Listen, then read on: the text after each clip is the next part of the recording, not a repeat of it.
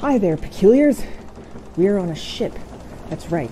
We're off on an expedition to try and find a shipwreck 100 years after it went missing. It sank. 9 months it was stuck in the ice, and in 1915 the Endurance finally goes under. And we're here in the Arctic looking for the... What? It was in the Antarctic? We're on the wrong side of the globe. But don't worry, Dan Snow went to the Antarctic, and he is with an expedition right now trying to find the lost Endurance, which is so exciting. I mean, it was such a tale of heroism, and in fact, the crew were ultimately rescued after months and months in sub-zero, horrible Arctic conditions where they ate penguins and seals and seaweed.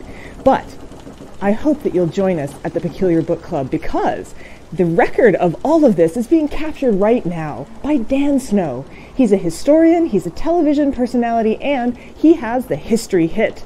And he's going to be joining us on the Peculiar Book Club to tell us just what it's like to go hunting for a famous shipwreck in the Antarctic. Hope you'll join us.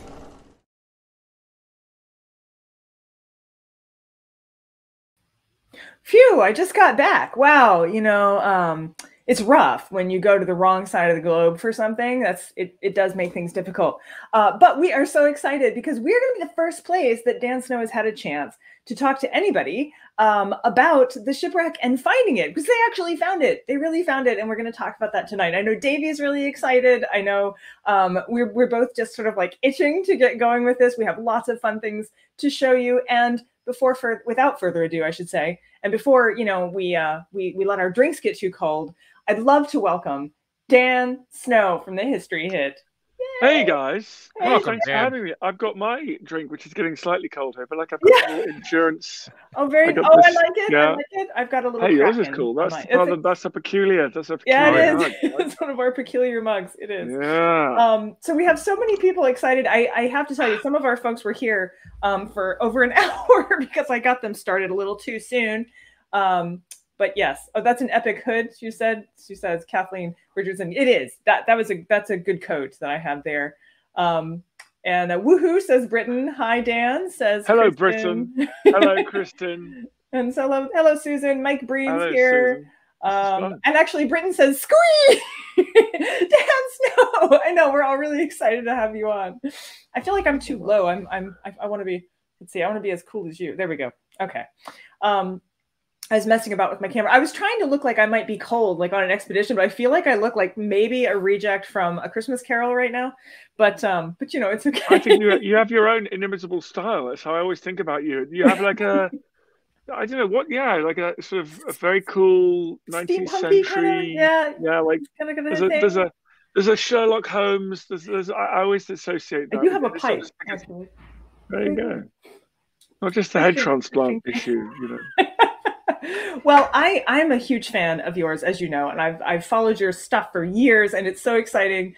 And a lot of people listen to your podcast as well. Sharon Roney particularly listens to your podcast and really enjoys it. And I hope there's so many things going on. If I've missed any comments that got away from me in the chat there, please feel free to re-add them. Davey, maybe you can hunt through there too. I know a lot of people have been really excited. We've got people from all over. We have people from across the United States, but also across the globe. We have people who watch from Germany, from Spain and England. And so I know you're in England, and so there's some people actually on your timeline as well.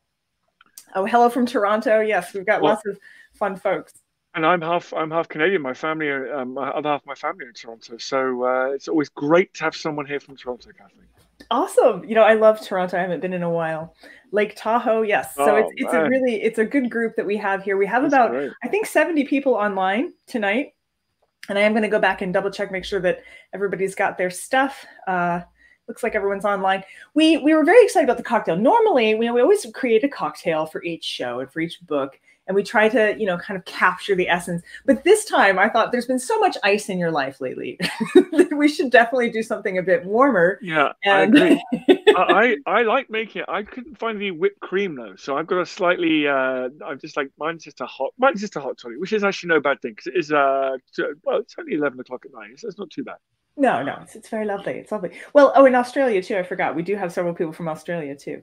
The Oh, nice yeah. thing about this one is I was mixing Earl Grey and gin, which I didn't Mm. realize. Gin is usually a toddy, I think, of whiskey and black tea, but this is it's a really nice concoction. I believe this whipped cream was suggested that it would be like a little iceberg on top, so that was kind of our flow there. And we had several different names that people suggested for this drink. One of them, I think the runner-up was Leanne's pemmican potion, which Oh. Oh.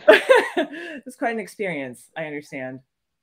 Pemmican is unbelievable. For those people who don't know what we are referring to, it is the special superfood designed for the use on the expedition by kind of British Army experts, nutritional experts at the time.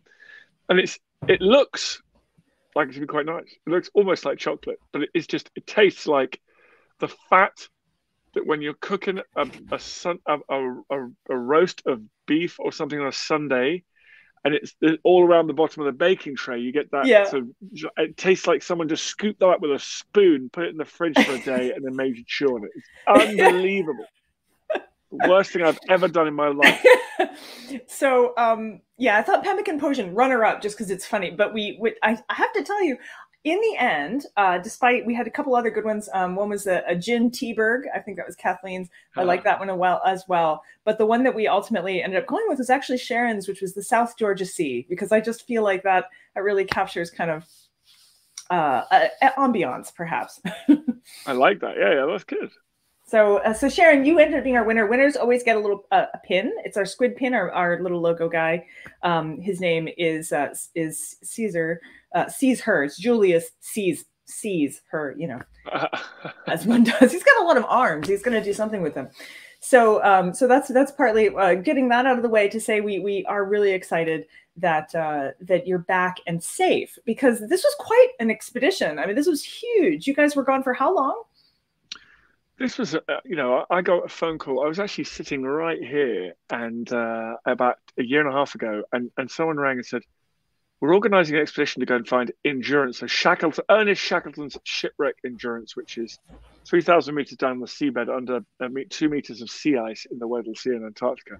And I almost like screamed in this room. I couldn't believe it, because it's kind of like I felt it was one of those moments you read about people in novels doing, which I've never really had in real life, where you feel like your whole life to this point has been built into this moment. Yeah, So all the yeah. things that I'd done, and all the humiliations of starting a podcast and watching like 0 people listen to it the first week, and then like 1 person listen to it next week, and all of those things and the social media things had kind of delivered me to a point where someone thought, "Hey, let's get that guy to come with us to the Antarctic and sort of broadcast a message and craft and get word out there to the public." So it was, a year, and for me, a year in planning, for many people more, and then 10 days at Cape Town. We took a ship to the Antarctic, a beautiful South African ice-breaking ship with South African crew, about international expedition as passengers embarked. Then a month in Antarctica looking for this ship, and then 10 days back. So it was a big deal. Unbelievable. I mean, and it's not like, you can run out to the market if you run out of something that you need either. I kind of understand the whole point of the pemmican. Mary Malpa said something about hoosh. They thought it was delicious on elephant eye. Is that a very similar kind of thing? Hoosh is what they then would call the pemmican sort of melted down, added to, just what they drank it in the kind of soup form. That is what they would love it, but they were at the extremity of human existence there. not right. That was it was not as nice if you were lucky like me and used to eating kind of normal meals. That's for sure. We'll just all make our own. That's what Kathleen suggested. Susan says no, she's not into it. You guys can go ahead and start filling up the chat with your questions. One of the things that I personally am interested in finding out about is just how, I can only imagine getting that kind of phone call. I mean, I guess for me, it would be like, asking me to go to the bottom of the ocean or something, but it's amazing. It's amazing. And I'm so happy for you. And I'm so excited that you're the one who got to do it. I feel like contact excitement, enthusiasm, basically. It's really special. And one of the, I'm just really grateful to you and to everyone who feels that way. And like, it was interesting. The other thing was kind of interesting about it is they did say, we think we've got a role for someone like Dan in this expedition. And I thought that was kind of neat, because traditionally they would have gone straight to a TV network and just been like, Right. send a camera crew. And the world changing in the way that it's done, I mean, they wanted somebody who could kind of chronicle and tell the story as it was going along, and using all these new amazing things, which you're such a great user of. And I mean, look at this; it's like amazing. Look at the box I'm in, and it feels like I'm on CNN here. And so, this is like the production value that you have. And so they wanted someone they were, even though the charity were a group of, I say, much older people and weren't natural social media users, and they realized something really amazing was going on, and it would allow them to connect with tens of millions of people over the world. Right. And by the way, that's if they found the wreck, or if they didn't find the wreck. Before they found the wreck, we were already doing like live streams to schools and getting word out there, and podcasts that were going bonkers. Oh, so great. And Instagram as well. I mean, I was following on Instagram too. Yeah, I mean, TikTok went bonkers, right? I mean, I'm not really a heavy TikTok user, but like we got tens of millions of engagements on TikTok. So, and I think that was really cool. So in a way, the original expedition, Shackleton took Hurley, this Australian photographer, for that reason. He produced one of the first ever documentary films. He took these amazing photographs you'll see. Shackleton was really interested in going to the Antarctic and broadcasting it at the same time. Like, he realized that was actually essential if people were going to pay for that expedition or the next one, people actually engaged it. So the expedition really felt like we were obviously different, but we were also then taking the newest technology and sort of seeing what we could do in order to bring that into people's homes and phones and workplaces and offices and stuff and schools. So it was exciting to be part. Yeah, it was exciting. It was the best thing I've ever done. Actually, I can definitely say that. It was incredible. It was incredible. It's all just blowing my mind, all of it. The fact that we all felt like we were sort of part of it and sort of, on the journey with you. Leanne says the Endurance and Amundsen's tent, not yet located, are proactively safeguarded from disturbance by a treaty. Your thoughts about this? Yeah, so that you're absolutely right. So Endurance. So people kept saying to us, "Don't mess with Endurance when you find out." And I was like, "Listen, I promise you, we're not going to, for many reasons. One is we have no wish to. But secondly, it is protected by the Antarctic Treaty, which, by the way, is one of the great human achievements of mankind. It is of humankind. It is an entire continent given over to the pursuit of science and non-extractive activities. So, 100 years ago, it looked like Antarctica would go the way of Australia. People just arrive and carve it up and settle it and build things. Right. And in the 1960s, it was decided to create this space or shared space for humanity, which with very strict rules around what you're allowed to do and bring and take and introduce and build there. And so the shipwreck is protected under kind of historical chapters of that treaty. We're not allowed to touch it, we're not doing anything to it. That is true, obviously, of Captain Scott's hut and various other places. So Antarctica is full of neat history, and it is incredibly well preserved. So the Antarctic Treaty is a great glory of our. It's one of the things we've done really well. Like, we screwed up a lot of stuff, but we've carved this place out. Yeah, exactly. Yeah, we've carved this place out to work together. That's so fantastic. And I'm still learning about it. I mean, honestly, there's a lot I didn't know. But I've learned basically in watching your expedition here. So Chloe says, what was the most challenging logistical part? Like, what made it the most practically difficult to do? Well, Chloe, I mean, the answer, like, it was extraordinarily difficult logistics, which is why the team deserves such high. But I mean, we went on this South African icebreaker where they took everything they need. There's no chance of resupply at all. As Brandy said, you can't pop out to the store or get Amazon to deliver it. So you got to take everything down. So the ship was stuffed with spares and they could repair anything. These guys were amazing. And the engineers were some of my favorite people, men and women who worked all day, every day, keeping the show on the road. That we had all the things we needed. So we had 2 drones with spare parts, capable of operating at 3,000 meters, prototype drones really created by Saab called Sabertooth drones. They had a tether of 25 kilometers of fiber optic cable. If that ever broke, which it did, sometimes it got crushed or it got, there would be a break in it. We could chop it and then we could use sections like 25-meter cable, so 25-kilometer cable. So it's got a bit shorter by the end. And then we took, each drone would have difficulties. You'd basically pirate bits from the other drone to keep it going. We had to have obviously fuel. We had Like helicopter Frankenstein fuel. drone. Yeah, we had Frankenstein drone by the end. We had two helicopters in case there was a crazy plan at one stage, which I don't think really would have worked between ourselves, but which is where if the ship couldn't get close enough to the search box because of the thick ice, the ship was able to go through 1.5 meter, 2 meter ice. If it got thicker than that, the ship wouldn't be able to break through it. So we were going to helicopter to camps built on the ice, drill through the holes and drop the drones through the holes, which was insane.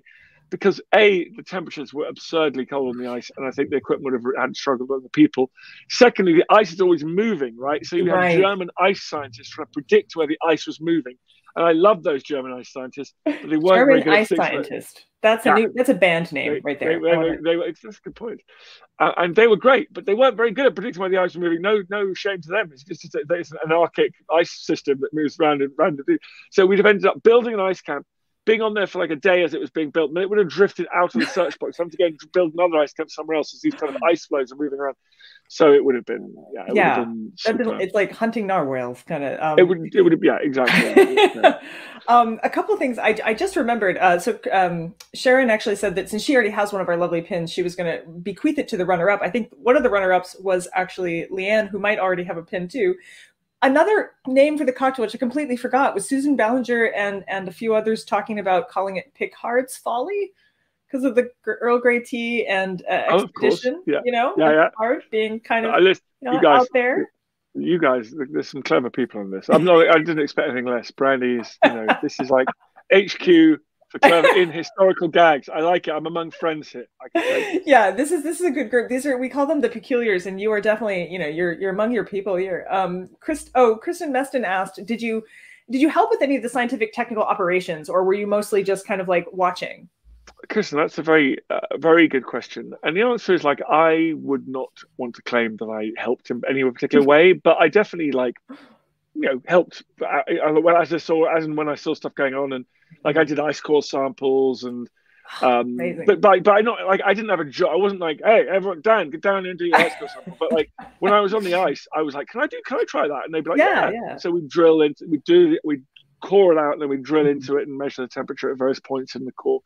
Then on the stern deck, I didn't have a regular job, but if there was stuff lying around, I'd be like, oh, okay, let's pull that over it. So it's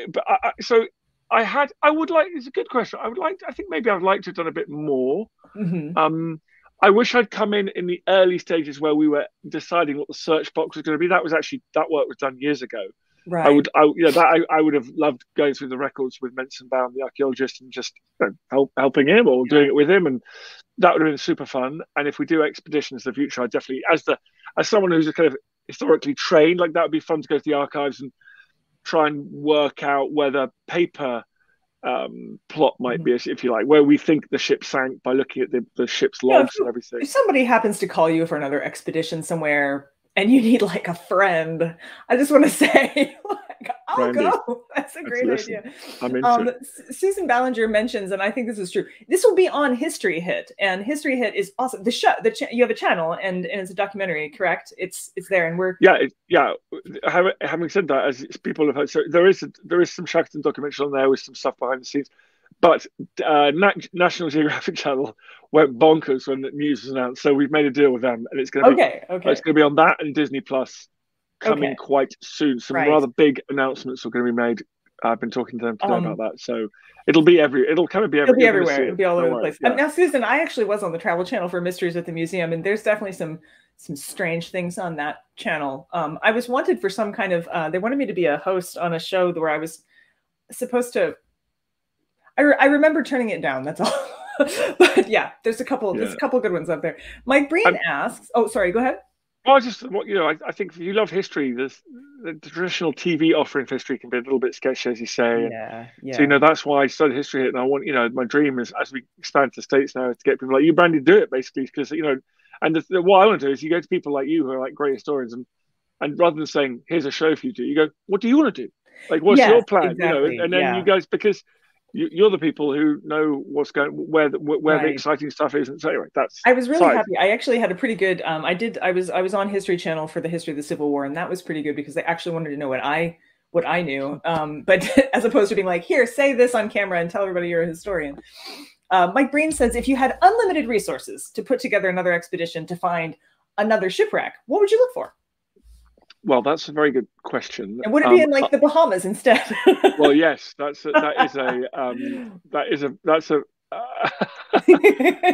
is tempting for sure. I think that I would probably go and look for well, it's obviously the whale ship Essex in the Pacific would be exciting. The Moby Dick, the story of Moby Dick. It's my favorite book, actually.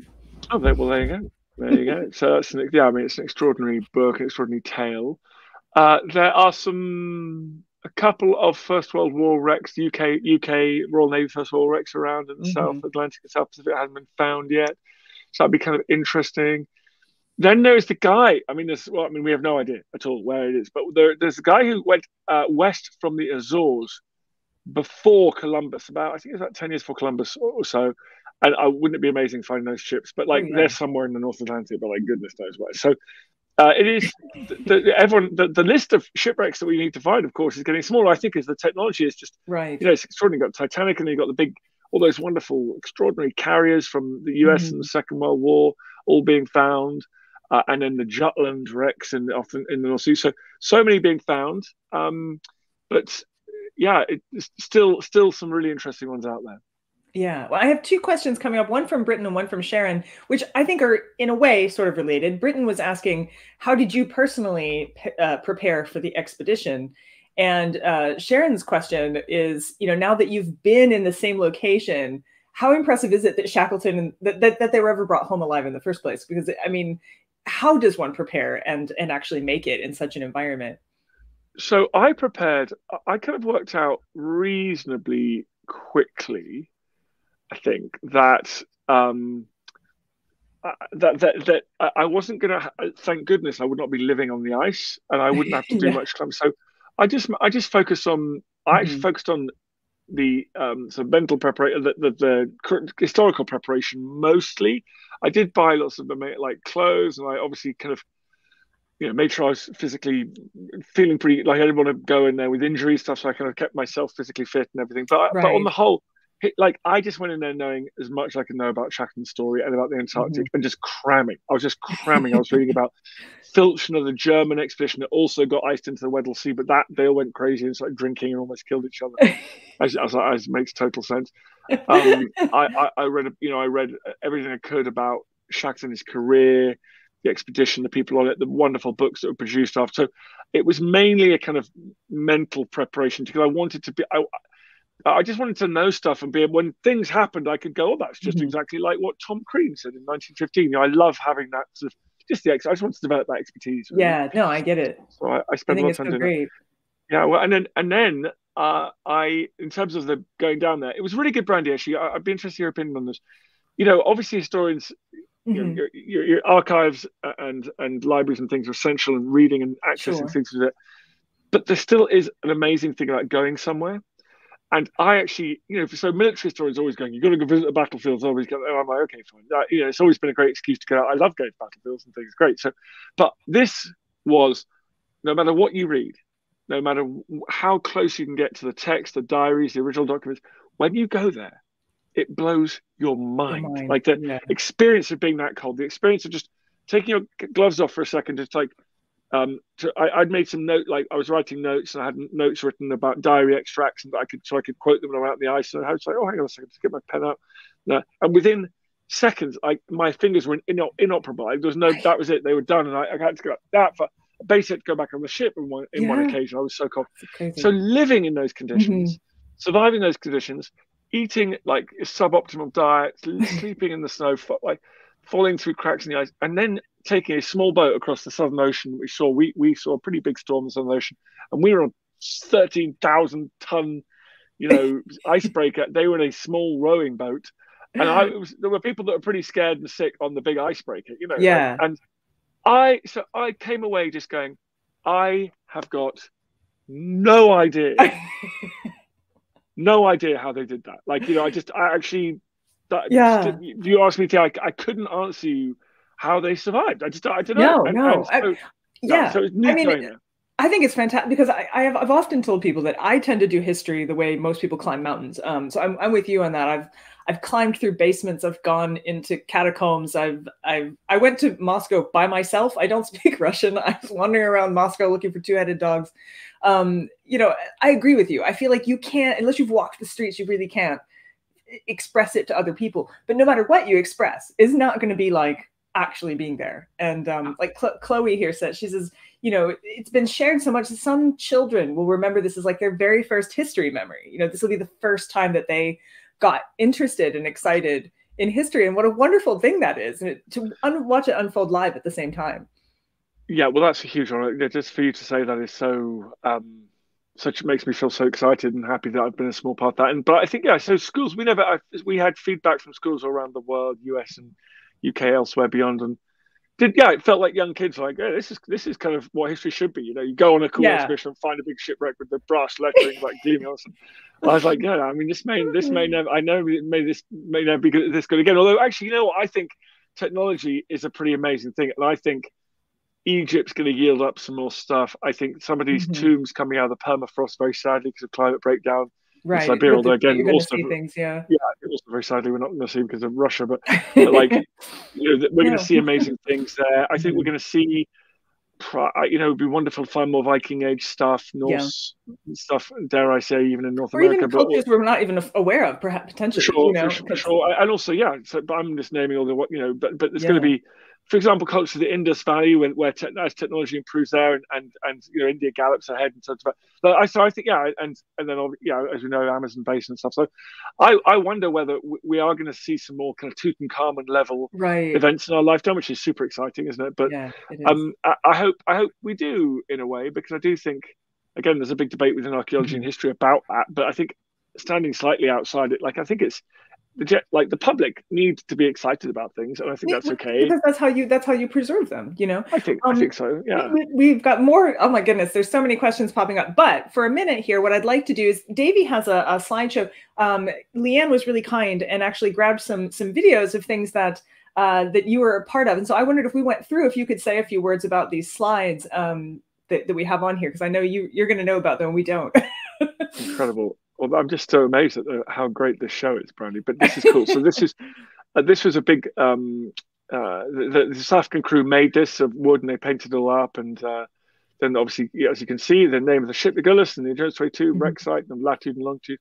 And then they said it was found 5th of March at 4 in the afternoon. Just past That's fantastic. GMT Zulu time. But then everyone signed it. The South African crew and expedition members, over 100 people all signed it. We stuck it on the ice. Don't worry, we did take it with us when we left as well.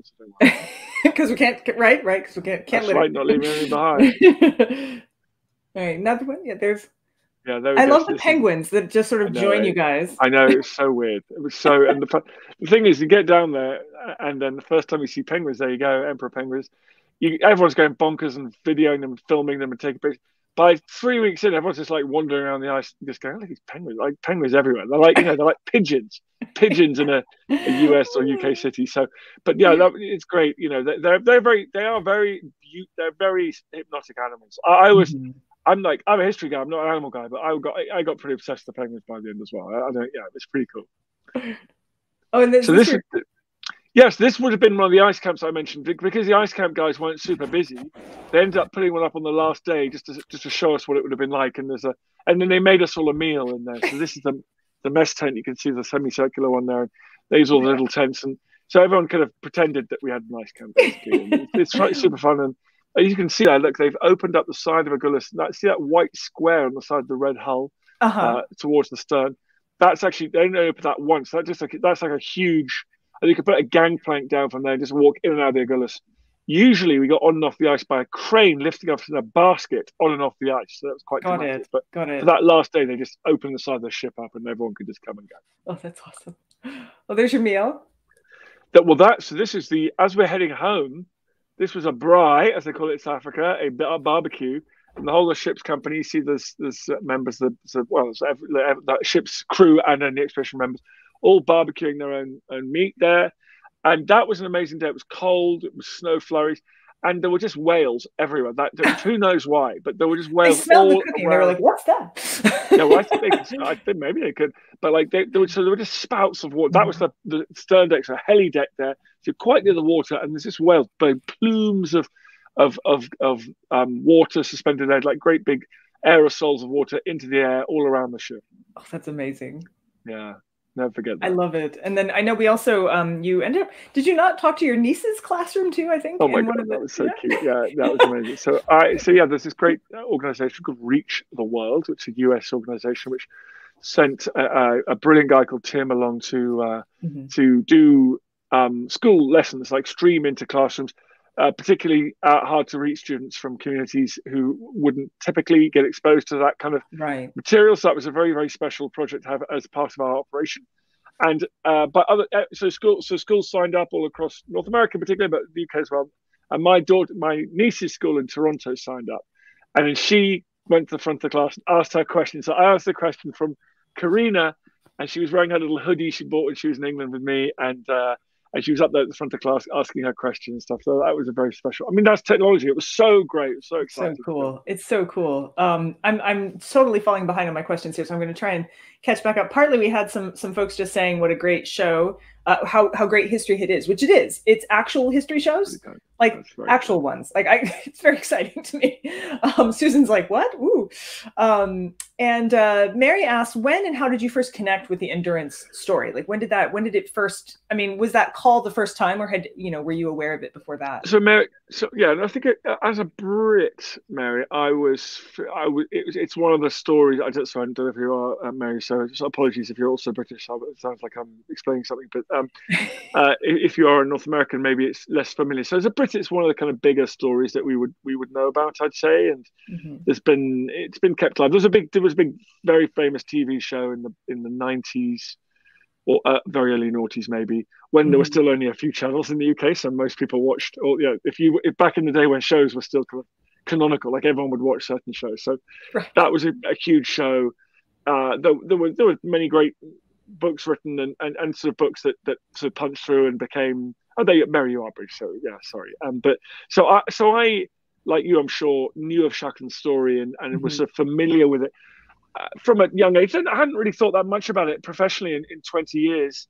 And so when it came back, I was like, Shackleton's Endurance, that is so cool. That's amazing. So I was able to re-engage. I mean, that's one thing I love about what I do. And I'm sure, you're the same, Brandy, but like, so I can, so I'll go into a podcast or maybe a TV show and someone will be like, actually, you know what, we might go and do a little something on Tutankhamun. I'm like, that's great. I obviously was obsessed as a kid then, or for me now, I'm getting old, so my career, I'm coming around to the same things again. So like I'll make a show in my early 20s, and I'll get to revisit that. So it's lovely. But yeah, Shackleton I'd nenever worked professionally on before, right? And so it was like everything in history. You just go, okay. I'm like, I've got my pile of books here, and I've ordered in. You go, okay, let's get into this. And whether it's early state formation in China, like second century BC China, or Shackleton, you kind of get into it, and you're like, here I am for the next 6 months. This is going to be great next year. I know. I love it. So, Mike was actually talking about your Yellowstone, and there's a couple of Yellowstone alumni here as well. And Anthro Girl was pretty excited to hear about that too. I'm not an alum, but I certainly have been to Yellowstone here in the United States. But I love that. And Dan, that is absolutely how I feel about it too, because I'm a historian, but not just, I started off in medical history, but I'm a historian of all sorts of things. I've moved in and out of, I've done brain history now, and, you certainly have.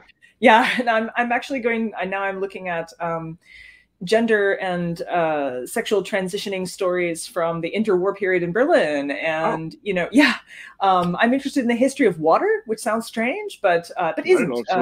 Because it's like day zero is approaching for many places in the world. And so I think being interested. So I'm with you on that. I feel like no matter what the storyline, somewhat there's history in it. Even the stuff I write for Wired ends up being about history, even though Wired is not a historical venue necessarily, because it's all kind of mixed up and part of it. And to me, that's super, super exciting. I think if you're Brandy, I think because of your medical and scientific, game, that obviously allows you as well access into different periods because you can bring that kind of knowledge to so that's, I think you're very super versatile like that. And I'm excited by your water project. That's very cool. Yeah, well, it's really funny. It's actually my project 3 projects ago, but I couldn't sell anyone on it. So apparently I have to wait for climate change to get a little bit worse. Oh. And then everyone will go, maybe we should care about water, and then maybe I'll do that one then. I think now that you've written a stunning book about you're amazing about the head transplants and like that. Surely someone will publish a book about it. You'd think. Kristen Messon has a question, and then Davey, we have a couple things that we can queue up. I think we'll talk to some penguins next. I think that's what we'll do next. Yeah. So Kristen was asking about the enormous ship. Like, was it nicer inside than like a standard marine research vessel, or did you still feel quite cramped and spare in there? Oh, I felt it was pretty luxury. I mean, it was amazing. Yeah, so posh. plenty of space, very posh. So plenty of space for science, plenty of space to deploy all the subsea activity up the stern. There was being finished with a little sauna. Which I didn't risk the sauna. I didn't think my other expedition members were ready for my, unpleasant body in that sauna. So I thought I'd just give everyone else a chance. But I think it was very well appointed indeed. Yeah, very versatile ship. That's super cool. Now we have a couple people. Britton says she wants to go. She says we should do a peculiar field trip. Anthro Girl was like, nah, I live in New York. It's cold enough here. Sorry, Bart is a sometimes mascot. He decided he had quite enough of me being up here by myself. So. I have seen Bart many times on Twitter. It's good to see him on the moving images. Say hello to Dan. He's like, hello. Yeah. Yeah, he just wondered. Mark's not here this evening, and so Bart was like, no one's downstairs. What's happening? Yeah. Where is everybody? Let's see. Oh, history. Mike, and I agree, Mike. Mike says, history is the original interdisciplinary discipline because history happens to everything, Exactly. Yeah. Just read Herodotus. There's plenty of interdisciplinary stuff in there. That's true. Leanne asks, how did we meet? And Dan, I hate to say this, I can't remember. How did we meet? I don't know. I think did we meet through Adam Rutherford? That might have been it. Oh yeah, must have been maybe. Oh yeah, of course. That's right. You're wonderful, Adam Rutherford, who said you were brilliant, and that was it. I've been a big fan of Brandy ever since. And Adam is also great. If you guys, I've been trying to get him on the show. We might have him as an extra in season 3. We're still sort of working out the details for Control. But fingers crossed there because dates keep being pushed off, unfortunately, for everyone. So Chloe says she thinks Horrible Histories did a lot for young history levels in the UK. I think that's probably true too. Yeah, my kids are obsessed with Horrible Histories, like completely bonkers about it. So it's lovely to see. Yeah, it is on Hulu here. Let's see, I was seeing if I caught up any other questions. I think I've caught up. I'm sorry if I missed any. You guys can retype them. There's a lot going on in the comments today. So, but first, let us hear from so the Penguins. They crashed the party, and we thought maybe Davey should go and see what they had to say. Hello everyone, I'm Davey Barris, on loan from the Peculiar Book Club and reporting for Dan Snow's History Hit. Now, on some of the most recent episodes, you may have heard the sound of Emperor Penguins. Well, thanks to some special peculiar technology, we have actually been able to translate what those Emperor Penguins were saying, and Dan Snow has sent me personally down here to Antarctica to interview those penguins and see what they thought about the Endurance expedition.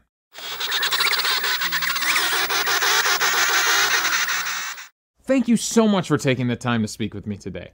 Let us know a little bit about what the penguins think about another expedition coming down to Antarctica, searching for this lost ship.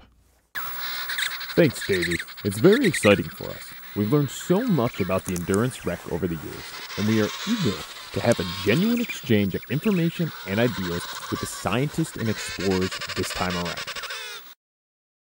Fascinating. Now you say you've known where the ship has been this whole time? Oh yes, absolutely. One of the best spots on the whole Weddell Sea for authentic Antarctic silverfish. How have the Emperor Penguins enjoyed the visits from Dan Snow and the rest of the History Hit team? Oh, we just love Dan Snow and the podcast History Hit. We all gather in a really, really tight huddle and listen together, especially when he's talking about history from anywhere warm.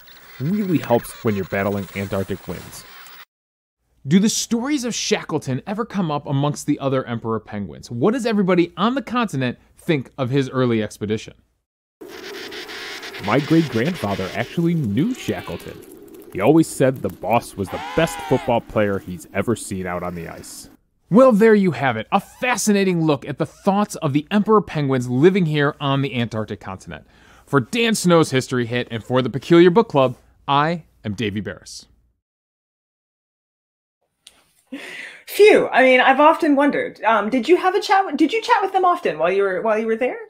Oh, we talked penguins a whole load of times. Yeah, exactly.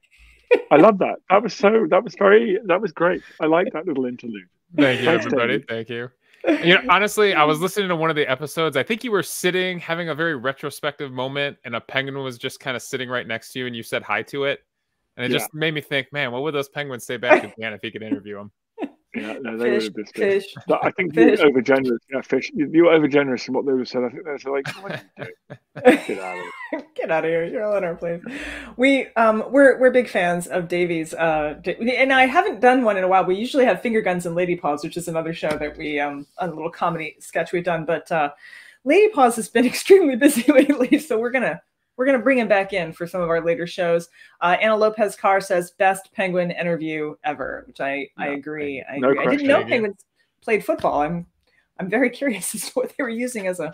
I wasn't sure if Shackleton got in on the football. I think you said they played football Soccer. when they were on the. Yeah. They did for sure. Football, soccer. We're all very confused about what football means in this country. Good point. Sorry. Yeah. No, makes perfect. I don't understand the footballs, actually, most of them, but it seems to me that a football should be something you kick. So soccer as football makes more sense to me than. Well, dare I say, I think that's true, but I don't want to cause an international incident here. I think you'd have to call American football like stand around a lot and throw flags. I think that's mostly what happens in a yeah. We'll save football for another episode. American football.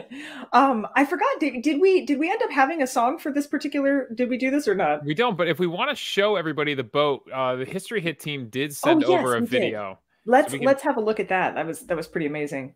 All right, here we go.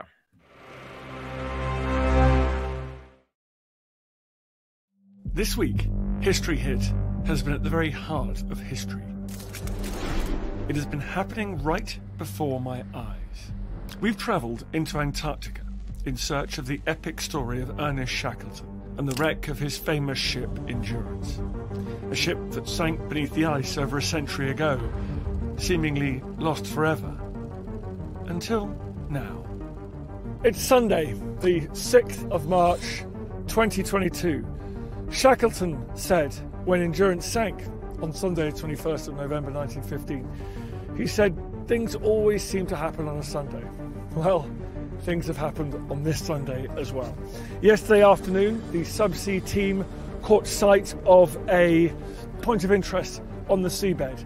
Today, we've had a laser scanner down, we've had 4K cameras down, and we have confirmed that it is the wreck of Endurance.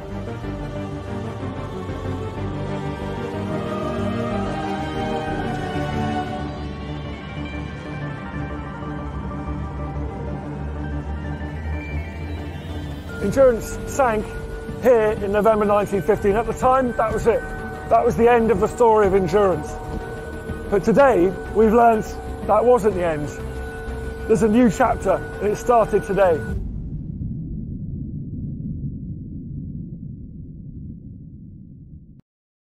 That's amazing. It actually gave me chills. I have chills. And so Susan Ballinger said the same thing. Kristen was saying just to see the masts and the wood still looks so good. It all looks so sharp.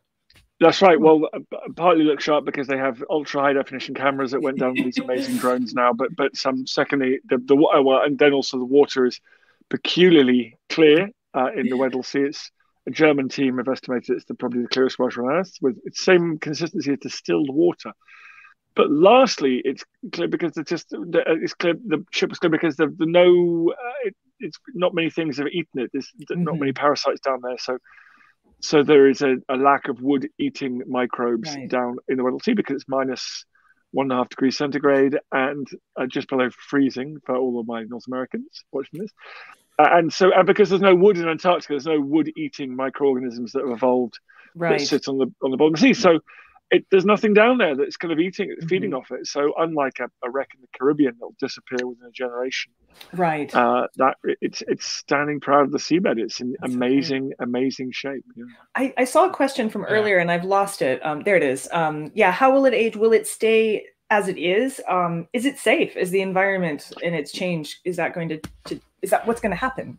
Yeah, I mean, in the very, very long term, of course, ocean heating and various things may change it, but certainly for another couple lifetimes, we think it is going to be pretty safe. The Weddell Sea at the moment is heating less quickly than the rest of the planet and things. So there's quite a lot of research being done. There's some interesting scientific research done on the trip down there. But it's very cold and it's going to stay very cold. And it's there's no great change is going to take place. So it's going to be maintained, safe for quality. There are wooden ships in the Baltic which have aged extremely well as well. So we can be pretty confident. Wooden ships from the medieval and post-medieval period. So we do have equivalents there. So we can be pretty sure that it will continue to age pretty well. But and no one's going to go fiddle with it. So I think it'll be okay. That's something that really struck me because, of course, that's not true of the Titanic, for instance. They brought up lots and bits and pieces of it. But in a way, there's no place it could be better preserved than it is right now, actually. Yeah, curiously. I mean, I think if you if you lift it up and put it in the Arizona desert, whether it's the driest place on earth, you maybe that would be a decent place. But I think that moving might damage it somewhat. Yeah. So in a way, I think it's actually totally in the right place at the moment. And also, it's really interesting how I'm a big believer. I love Mary Rose. I love the Vasa raising wrecks. Great, you're looking at them. What is different is technology now is so extraordinary. So we took that. You've seen some of those images. First of all, people have seen about 45 seconds of those images. We shot those for about 3 hours. So we've got another lot to come. We also took still photographs. We did laser survey. I was just going to ask that. Yeah. So you have measurements and everything. To within millimeters, so that of the entire ship, like multiple passes. So, and we also have photogrammetry, which is still photographs taken. So I've seen a photogrammetry reproduction ship that was used of about 5,000 photographs that were taken. It looks extraordinary. You can see details that you can't see on the video footage. You can see extraordinary details. There's things in the cabins and stuff you can see. And they took 25,000 images, but it takes so long that they haven't rendered them all. Right. So I've seen with about 20% of the images done, it's unbelievably impressive. And that's so you're going to be able to have it sort of photoreal, millimeter accurate 3D model that you can walk around, swim around, use your headset, go to a museum. So it's interesting. I think it's changed the conversation about raising things and doing things. Like we are going to have such extraordinary access to this wreck in the next few months. It's funny. I this gets to something. This gets to the heart of partly what we've been doing here at the Peculiar Book Club and what we've attempted to do and why I've set it up in this way.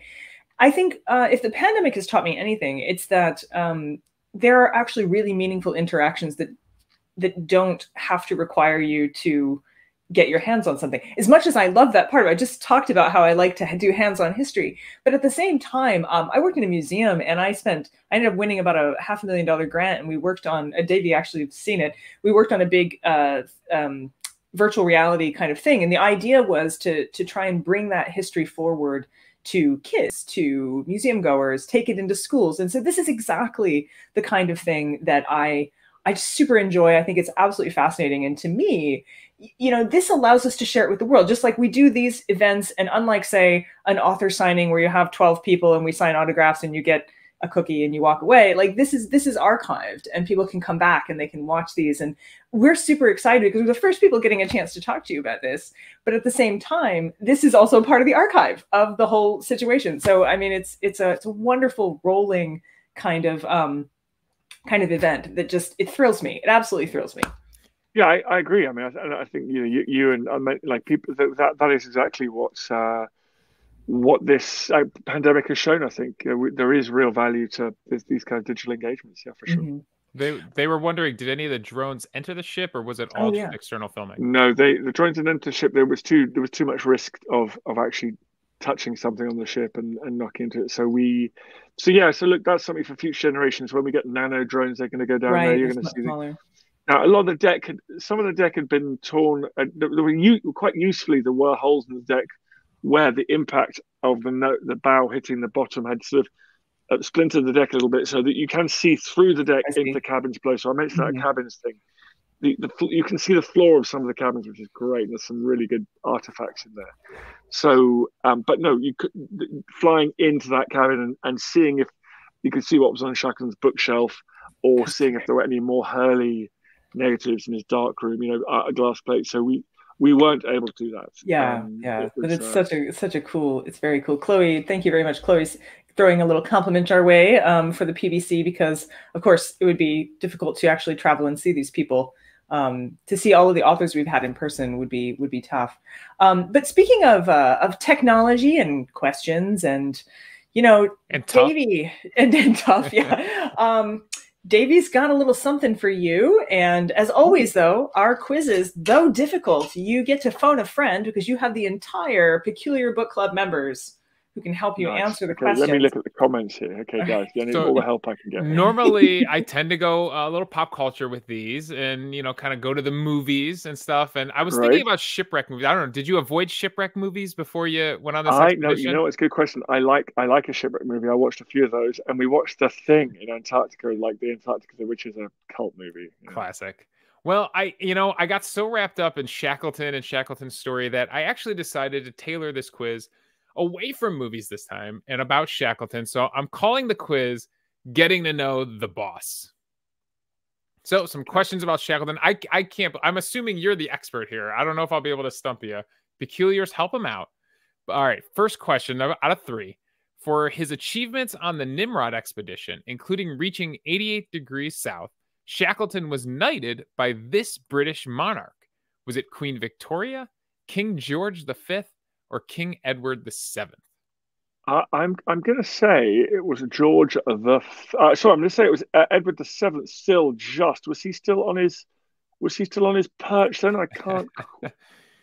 Let's see, Peculiars. We'll give them. They're a second or two behind us, so we'll give them a second to throw their answers in there. Yeah, I think it was Edward. He's going with Edward. Everybody. I think Edward was in 1910, wasn't it? Chloe says with a question mark. All right, the answer is. It was King Edward VII. Yeah. Good. I learned a little royal monarch history myself looking this up. Good. All right. Question 2 about the boss.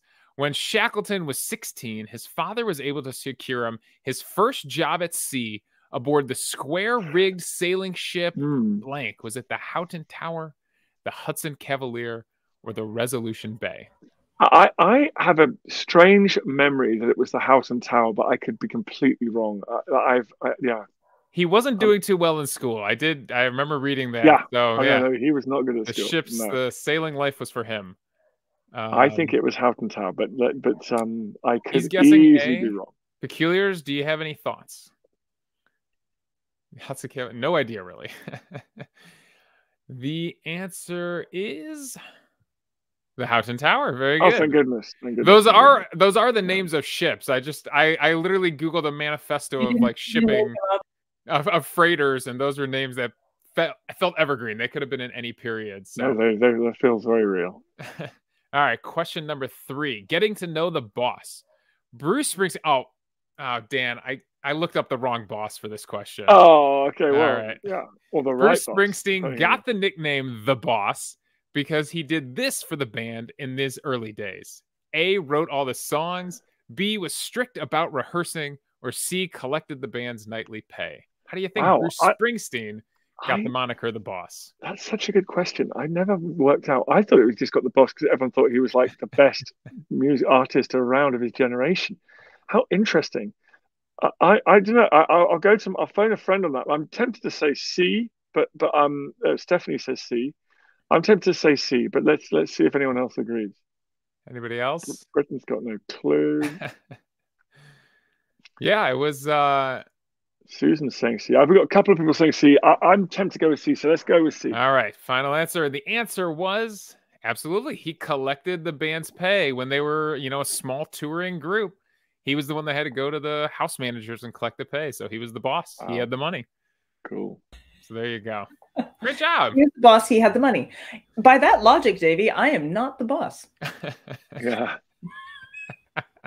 We do this for kind of free. It's starving artist sort of thing. That was great. I actually loved. I was sitting there thinking, all I can think of is Bruce Springsteen. I know. So I love it. So I do have a question for you, Dan. So in one of your episodes, you talked about getting stuck in the ice. Like you guys actually had the full Shackleton experience. Obviously a little bit different. Maybe. Did it feel like that had to happen? Like it just it wouldn't have been the full experience without that? Definitely, because actually the previous expedition, that ship once got stuck in the ice for 9 days, and they had the full Shackleton thing there, which is they just had to wait, and they waited for the Weddell Sea current to push them far enough north that the ice started to break up in the slightly warmer seas of the North Weddell Sea. So that happens quite a lot. So I would have been a bit upset if they hadn't been stuck in the ice. We only got stuck in the ice for like 20 hours or something. But that was it. We were stuck in the ice, and there were lots of reasons not to panic. But it was a neat moment. Yeah, it's like a snow day, right? It was like a snow day. Yeah, for sure. The scientists loved it because they were scurrying around the ice doing all their research, and we didn't have to move we couldn't move the ship, so they were thrilled. Yeah, well, I was listening to all that, walking my dog through a good old-fashioned Cleveland blizzard. Yeah. Right. So I felt like that was my little Shackleton experience. That's right. And what I loved about this whole experience is there were all these people in Canada and the northern and northeastern states of the US who were just like, all right, listen, English kid, talking about it's -5 degrees on the ice. And all these people I'm currently in Chicago in -40 Fahrenheit. Shut up. So I was like, okay. I mean, I agree. It's the only thing I would say is this is the Antarctic summer. It's the height of summer. Right. Oh yeah, right. There you go. And it's -30. So it's that just gives you a little sense of what we're talking about. Yeah. It's funny. I used to live in Minnesota, and I discovered that when it's -30 Fahrenheit, which is a thing I experienced, the snow makes the sound of crying when you stand on it. Oh, God. It sounds like crying. You step on it, you're like, oh, I'm so sorry. You're also amazing. Crying, but the snow is crying. I was going to say, surely you're also crying. Yes, you're also, but you don't want to because it'll just freeze there. Susan Ballinger said, "I watched from Florida." You watch from Florida, as ever. Wise, always the place to be. Yeah, love it. So, my gosh, this hour is completely flown, but I'm not ready to relinquish you just yet. So I was wondering, are there any last questions for anybody? And while they're thinking about that, my question to you is, what was your absolute favorite part?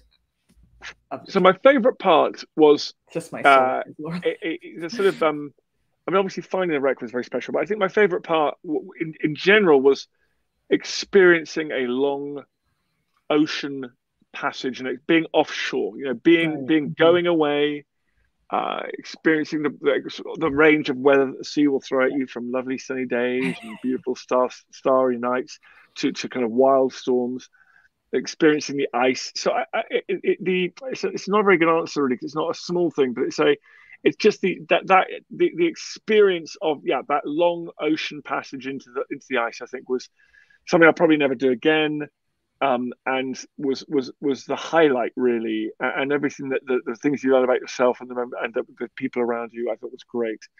Obviously, if it was one particular incident, I'd say finding the shipwreck and the moment when I snuck into the little control cabin where the fiber optic cables fed back to, and they were just filming the wreck with those 4K cameras, and they were moving the drone, so they would be like up a bit, up, and then to the right, and they were kind of go, yep, that's the shot. Wait, then down, drop it down there, and go round the bows. So that was as a particular second, that was 3 or 4 in the morning on that Sunday when I recorded that film you just showed. so that would be probably that particular moment. But yeah, but as a whole, it was actually just the ocean experience, I think. I'm completely with you on that, because I think it must have slowed down time. You know, I think we're always we're rushed and we're hurried and we're all on social media constantly. And obviously the news has been, well, lots happening. But I just, you know, the ocean voyage in real life slows down time. It's not like taking a flight, but the entire experience must have been like slow time. You were living in history. Yeah, that's right. So it felt like it was a old fashioned, you know, we were on the ship for a long time, can't get off. You have to take your exercise walking around the ship's deck. You read about these people on the transatlantic ships from Boston, US to Britain and Europe, to perambulating around the deck, chatting and having ideas and thinking. And I did lots of writing and things. So I read a huge amount. So I read more than I've read probably since I was at college. I got into some lovely history books, but also some kind of big shooty novels like War and Peace, which I'd never thought I'd have time to kind of take on. So you're right, time slowed down. I had my little cabin. You can't go any faster than you're going, 16 knots, 16 miles an hour. So that's what it is, you know. So you're right. That was it's very special to experience that state of mind. It is pretty cool. I just Mike Breen had to take a work call and missed Davy's quiz. He's very sad about that. Mike, it's YouTube. It's YouTube. You can rewind. You can go back. There's the podcast. We got you. And Susan agrees. She said, you know, I can just imagine I would have felt the same being out there.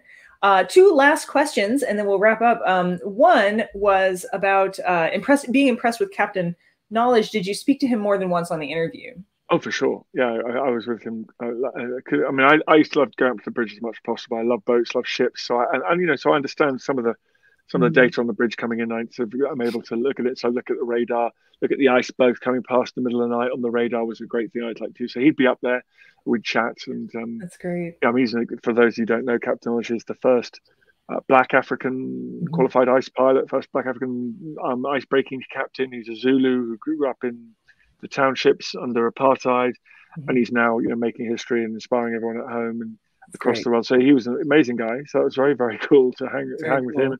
I mean, added, you know, the fact that it's a South African ship added a whole dimension we haven't talked about to the ship, which was, you know, challenging stereotypes, or like, you know, taking a lesson from a young Black African in how to do celestial navigation using a sextant was a very, you know, it was a very exciting thing, and something that was quite challenging to, I guess, stereotypes of people's thoughts around the world. So I enjoyed that. Was a whole, you know, there were young Black African women in the engine room cadets who are rising up through the ranks, and so cool. For taking on those kind of jobs and those roles that traditionally you just would never have associated people with. Not associated. So that was the whole element of the trip, which was super exciting. And everything about this excites me for the point of fact that there are children that are going to watch this and go, I can do anything. You know, I mean, that's just very exciting. So, last question here tonight is Mary asks, how did it feel to visit Shackleton's grave and to report back? I mean, that's one of the weirdest things. So Shackleton died weirdly in South Georgia on a fourth and final expedition. Not on this expedition. No, he died. Not on this one. Yeah, a later one. And he then, and incredibly, he was buried, mad, 100 years to the day before we found his ship. I mean, that was everyone was like, you must have made that up. I was like, no, actually, you set us up. This is science. You don't have to do that in science. Like, you can't just make stuff up like that. So that was crazy. So we went and visited grave. Yeah, it was very special. I mean, it's very special to visit land for the first time, and it was very special for us to see Antarctica. We hadn't seen any land. We've been in Antarctica, we hadn't seen any land at all. So that was weird since South Africa. So that was kind of weird. So it was great to be able to go on shore, and you know, South Georgia is kind of part of the so that sort of continental land mass, and so we're going to go ashore and see that and experience that, and that's great. And then his grave, which was crazy. I mean, it was crazy. It was very, very the place. It was the fitting place to end that trip. Basically, it was great. Yeah, that's fantastic. I think so much.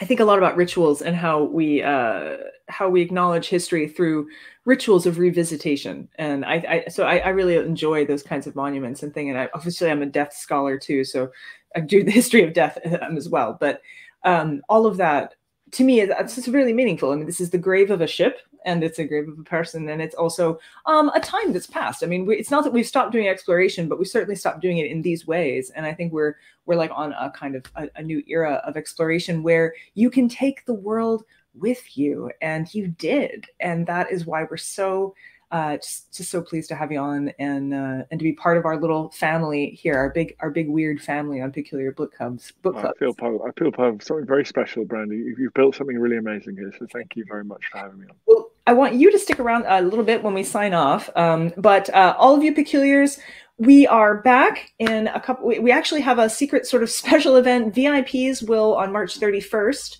have a chance to talk to Lindsay Fitzharris. It's a sneak peek at her new book, Facemaker. No, help me. Oh, is it Facemaker? It is Facemaker. I'm sorry. Yeah. I just had a moment where my brain went. But it's an amazing book. She's great. She's so good. She's brilliant. She's also one of my dear friends from a very long time. So we're doing a little sneak peek. She's only doing it for us. I do have some public tickets available still. So if you go to our Eventbrite page, those we're selling for a ticketed sum, and it actually helps build up the coffeers again here at Peculiar Book Club, since we do everything on donation most of the time. So do check that out. And then our next show will be in April. We're going to be having, we're going to be doing wonderful stuff with, yes, The Green Glow. This is Half-Lives with Lucy J. Santos. I actually helped her launch this book when it first came out, which is super exciting. Oh, yes, Kristen S., what time is next week? I am so sorry, guys. Next week's event is, I believe, at 6 p.m. 6 p.m. Eastern time. Sorry about that. It was such my timing and time change thing just keeps messing things up. But yes, and I will be filming that from Berlin, so that'll be interesting. I'll be really, really tired, and hopefully Davey will be there to make sure we do this all well. Amanda says it was absolutely amazing having you on. It really was. It was a complete privilege to have you on, Dan. So you stick around. Everyone else, come back next time to a place where, if you're weird, you're family. You got the blue bottle blues when you wake up in the night.